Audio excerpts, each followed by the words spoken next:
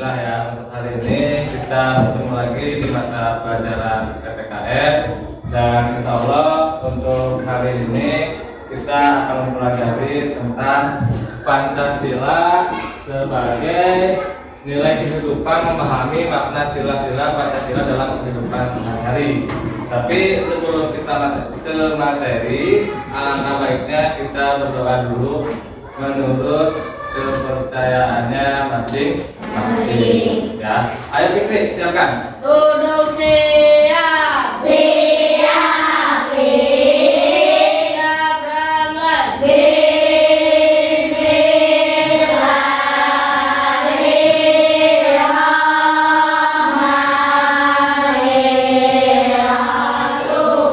Alhamdulillah kita sebelum melaksanakan kegiatan belajar mengajar kita melaksanakan kewajiban kita selaku kita berdoa menurut agamanya masing-masing. Nah, selanjutnya kita buka buku PPKN. Kalian buka buku PPKN-nya, buka mata pelajarannya dibuka. Kita akan mempelajari Pancasila sebagai nilai kehidupan dan memahami makna sila-sila Pancasila dalam kehidupan sehari-hari. Ya, tapi sebelum itu, Bapak akan absen terlebih dahulu. Ya, yang disebut namanya tolong mengacungkan tangannya. Ya, yang pertama Abdul Aziz, ada Abdul Aziz. Yang kedua Adit Tia Maulana. Untuk hari ini dari 26 siswa yang tidak hadir 3 orang, dikarenakan ada yang izin dan ada yang sakit. Kita doakan teman-teman kita yang sakit agar cepat sembuh kembali dan dapat bergabung dengan kita melaksanakan kegiatan belajar. Ya, kita doakan sama-sama mudah-mudahan mereka cepat sembuh. Amin amin ya Rabbal alamin. Nah, untuk selanjutnya sebelum kita ke materi, Bapak ingin kita semua berdiri terlebih dahulu. Kita sama-sama menyanyikan lagu Garuda Pancasila. Yuk berdiri terlebih dahulu. Ya, kita sama-sama menyanyikan lagu Garuda Pancasila. Yuk bareng-bareng. 1, 2, 3.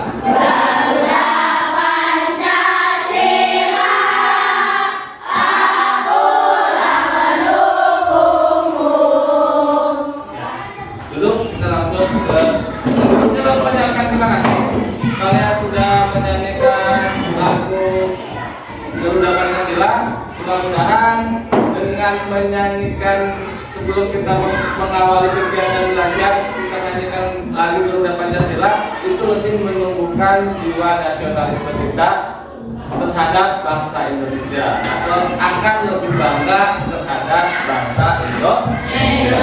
Nah, langsung ke materi. Di sini Bapak akan menjelaskan tentang Pancasila sebagai nilai kehidupan, memahami makna sila-sila Pancasila dalam kehidupan sehari-hari. Nah, di sini Bapak akan menjelaskan juga tujuan kegiatan pembelajaran ini. Nah, tujuan kegiatan pembelajaran yaitu yang pertama, peserta didik memiliki akhlak mulia dan didasari keimanan dan ketakwaan kepada Tuhan Yang Maha Esa. Jadi mudah-mudahan dengan mengikuti materi ini atau dengan kita mempelajari materi ini, keimanan dan ketakwaan kalian akan bertambah terhadap Allah Subhanahu wa Ta'ala. Terus yang kedua, peserta didik dapat menguraikan makna Pancasila dan penerapan dalam kehidupan sehari-hari. Jadi kalian dengan mempelajari materi ini, kalian dapat mengetahui makna Pancasila dan dapat diterapkan oleh kalian dalam kehidupan sehari-hari. Nah, langsung kita ke materi selanjutnya. Di sini Bapak akan memperlihatkan lambang Pancasila. Di mana lambang Pancasila ada berapa? 5. Yang pertama apa? Bintang. Bintang. Yang pertama bintang isinya apa? Ketuhanan Yang Maha Esa. Lambang bintang itu dilambangkan dengan sila pertama. Ya, dengan isinya ketuhanan Yang Maha Esa. Ya. Yang kedua lambangnya apa? Matahari.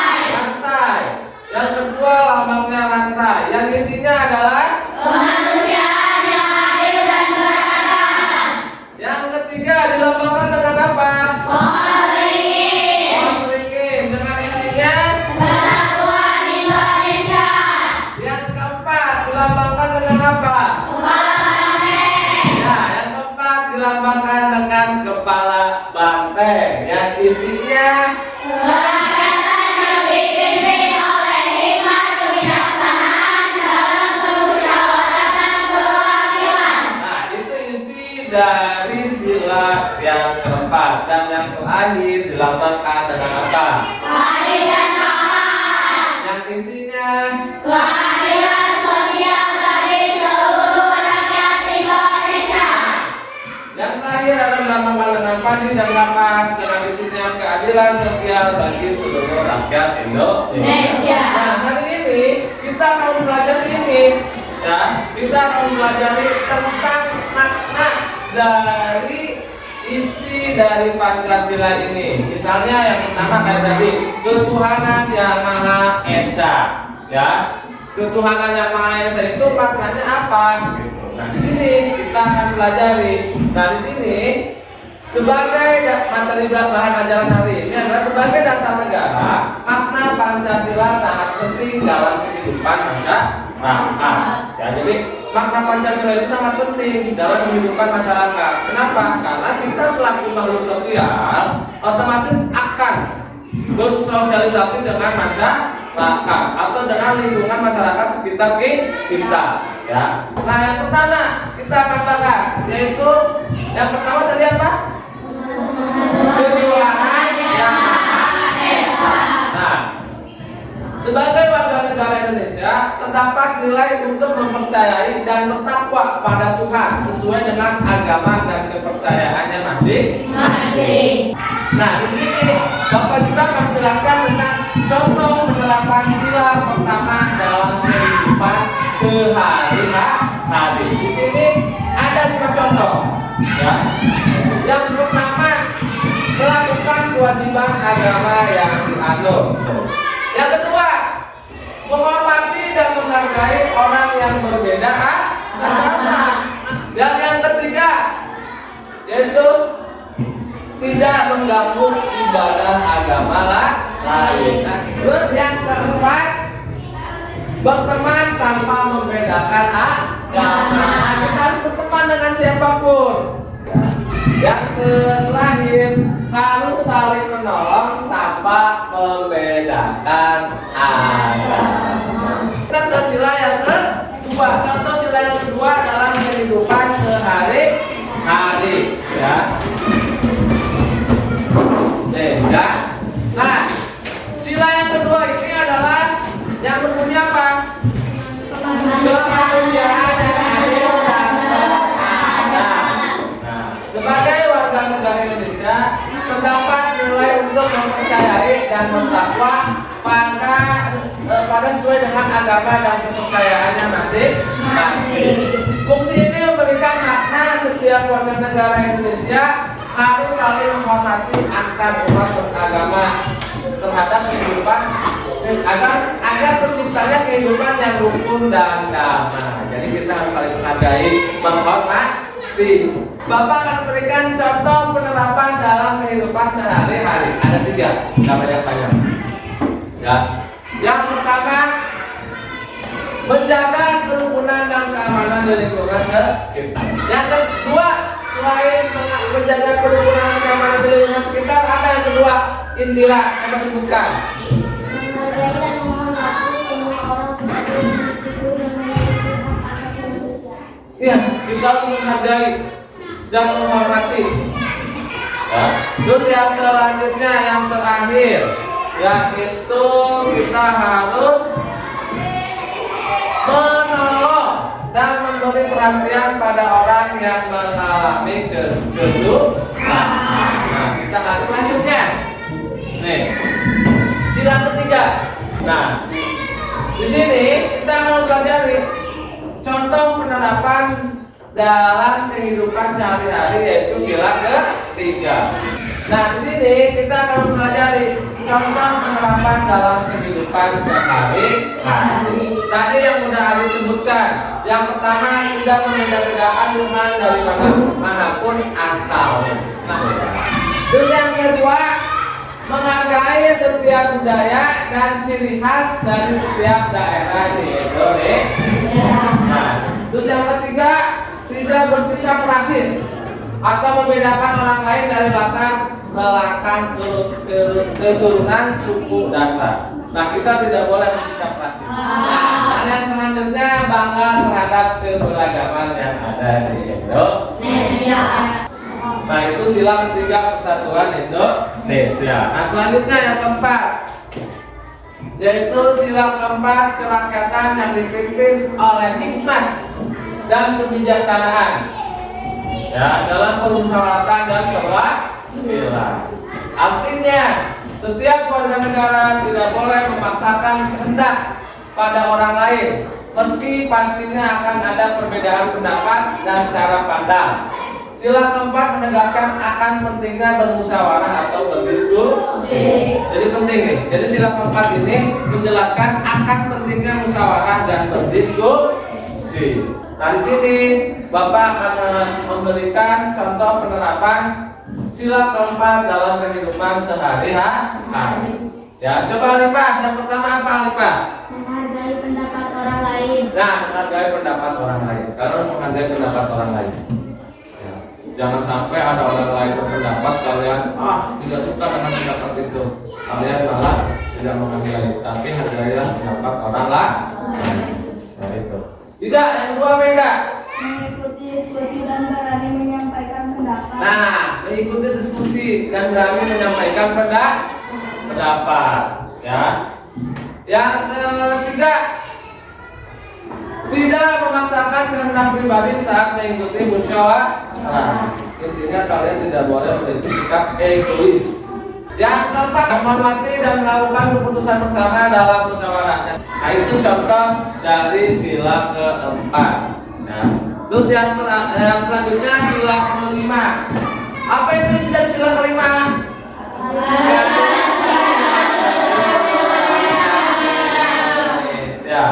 Ya, yang kelima yaitu sila kelima adalah keadilan sosial bagi seluruh rakyat Indonesia.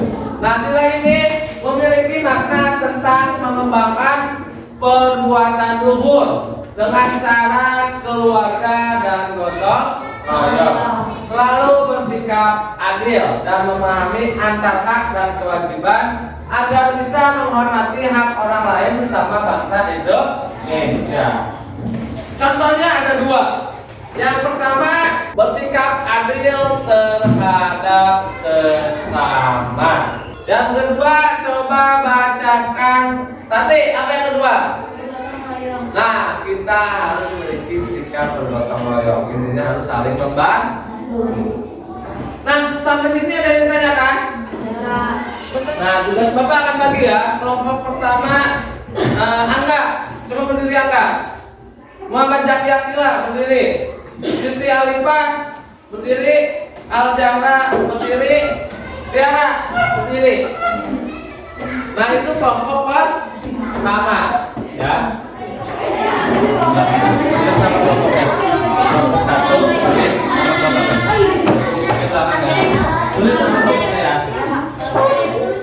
Nah, di sini ada 5 tugasnya, ada 5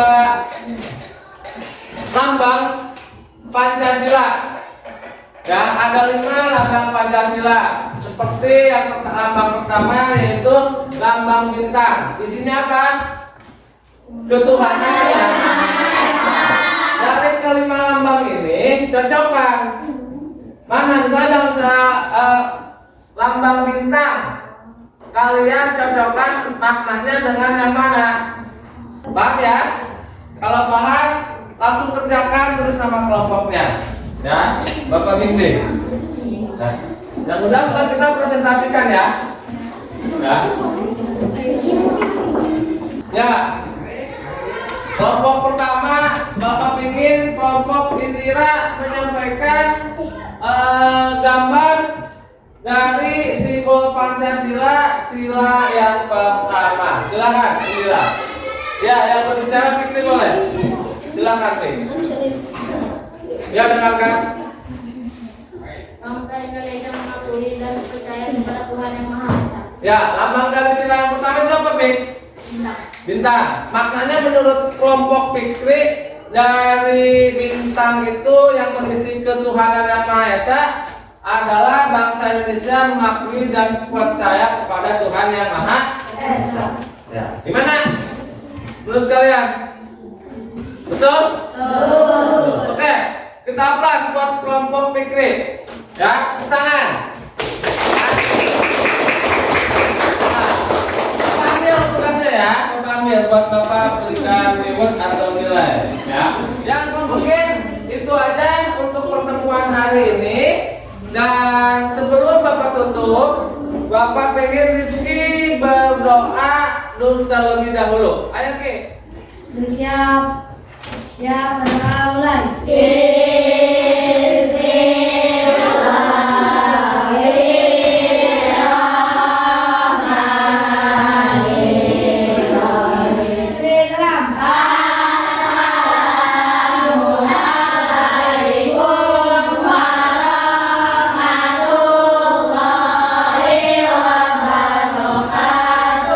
Waalaikumsalam warahmatullahi wabarakatuh. Bapak ucapkan terima kasih. Wabillahi taufiq wal hidayah. Wassalamualaikum warahmatullahi wabarakatuh.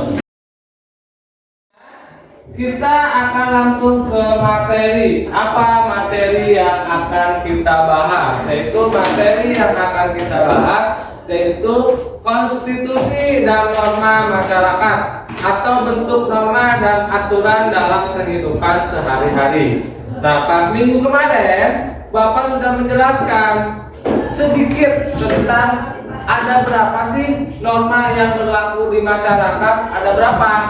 Ada 4. Nah, kita akan bahas hari ini apa aja sih itu pengertian norma, terus norma yang berlaku di masyarakat apa aja, terus contoh-contoh pengertian norma yang berlaku di masyarakat itu apa aja, kita akan bahas hari ini. Nah, sebelum langsung ke materi, Bapak akan sampaikan dulu tujuan dari pembelajarannya. Tujuan dari pembelajaran hari ini ada 2. Yang pertama, peserta didik dapat mengklasifikasikan norma dan aturan yang berlaku di lingkungan sekitar. Itu.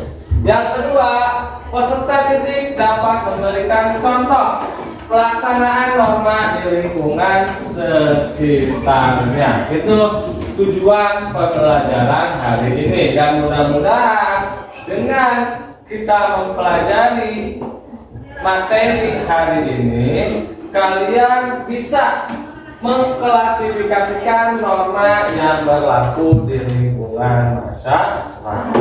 Apabila ada yang ingin bertanya terhadap tentang atau norma ini, kalian boleh tunjuk tangan. Ya. Langsung ke materi.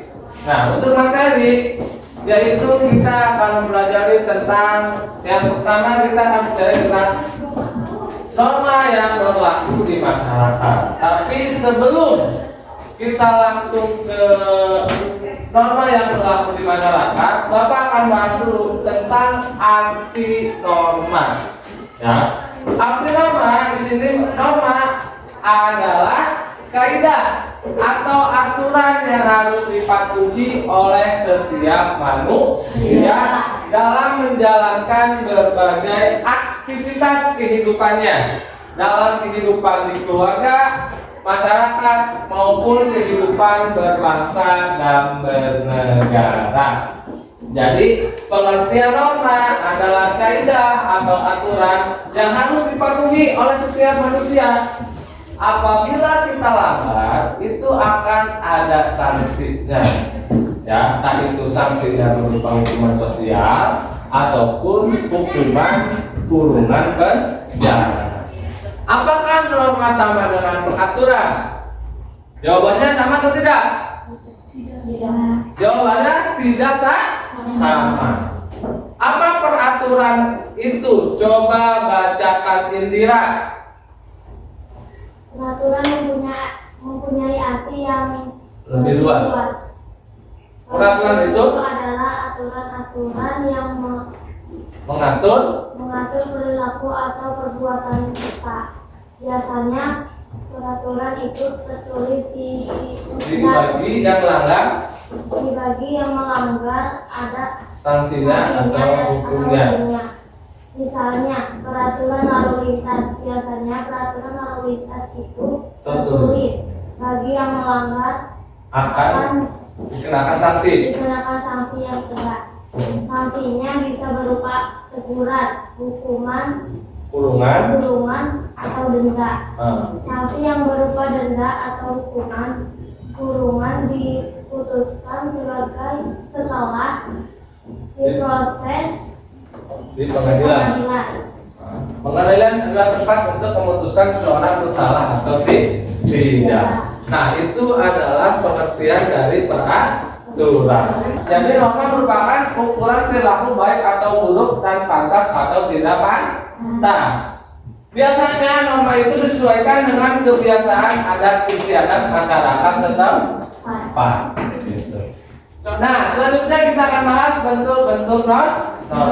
Yang pertama norma agama, yang kedua norma kesusilaan, yang ketiga norma kesopanan, dan yang keempat adalah norma hukum. Kita akan bahas satu persatu. Ya, norma agama yaitu ketentuan hidup manusia yang bersumber dari ketentuan Tuhan Yang Maha Esa yang tercantum dalam kitab suci setiap agama. Jadi norma agama itu berhubungannya langsung antara kita dengan Sang Pencipta, yaitu dengan Allah Subhanahu wa Ta'ala. Itu ya. Itu pengertian dari norma agama. Contoh norma agama adalah kewajiban kita beribadah bagi umatnya. Yang kedua adalah norma kesusilaan.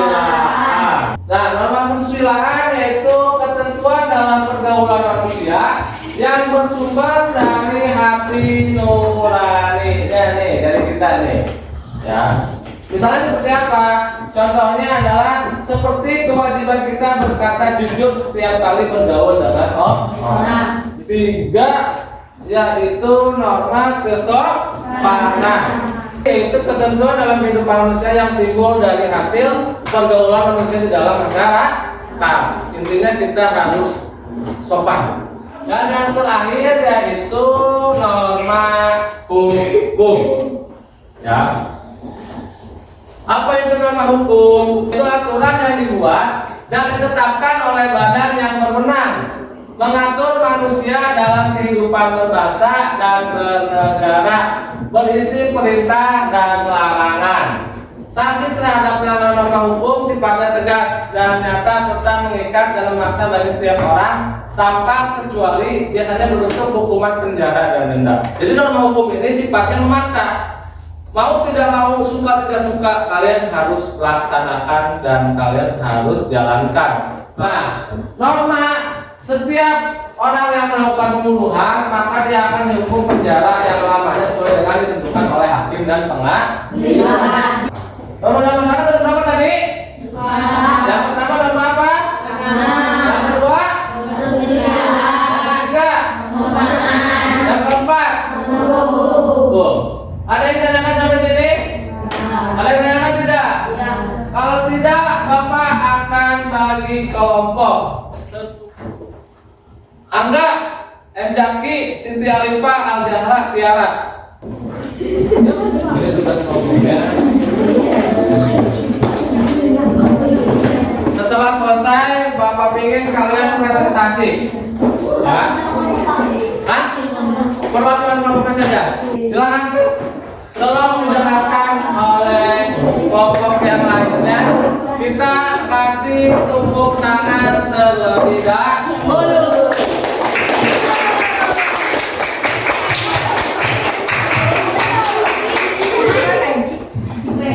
Apa yang dimaksud dengan norma agama?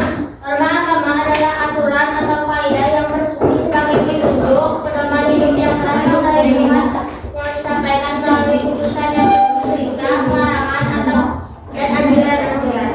Nomor 2. Saya dengarkan.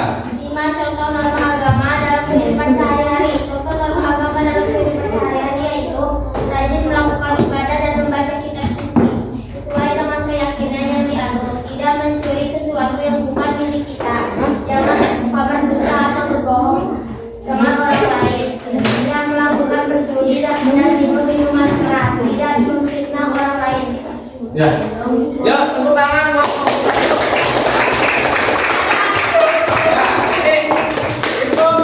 cari nama agama tersesat contohnya, yaitu rajin melakukan ibadah dan membaca kitab suci sesuai dengan keyakinan yang dianut, tidak mencuri sesuatu yang bukan hak milik kita, itu tidak boleh. Ya, Bapak ucapkan terima kasih, Bapak akan nilai. Sekarang kembali ke bangkunya masing-masing. Kita akan mengerjakan LPM-nya. Masih ada waktu 5 menit. Kalian kerjakan 2 soal ini yang sudah dikumpulkan. Ya, catat soalnya. Nih, ya.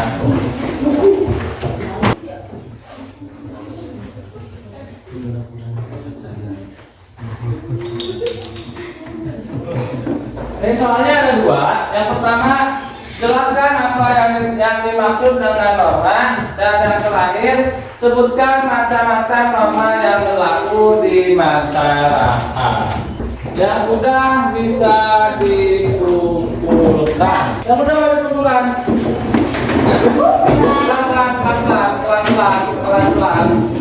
Pelan-pelan.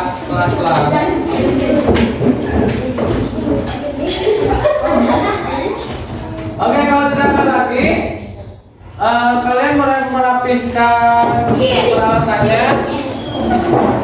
Saya dengan Bapak terlebih dahulu ya.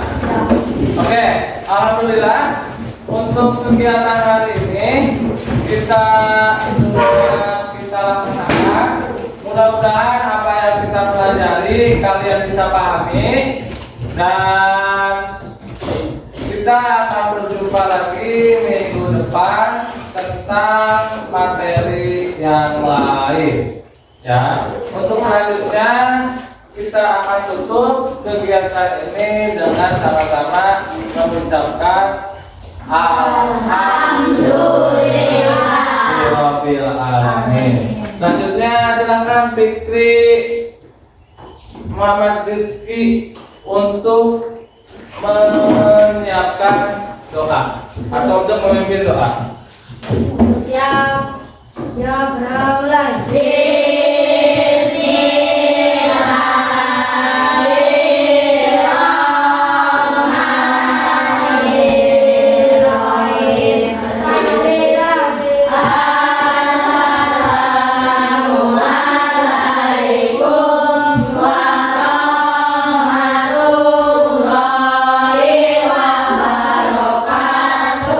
Ya, Bapak ucapkan terima kasih. Tapi sebelum kita tutup kegiatan hari ini, sekali lagi tugas yang Bapak berikan tolong kerjakan di rumah. Jangan sampai kalian tidak mengerjakan tugas apa yang diberikan Bapak.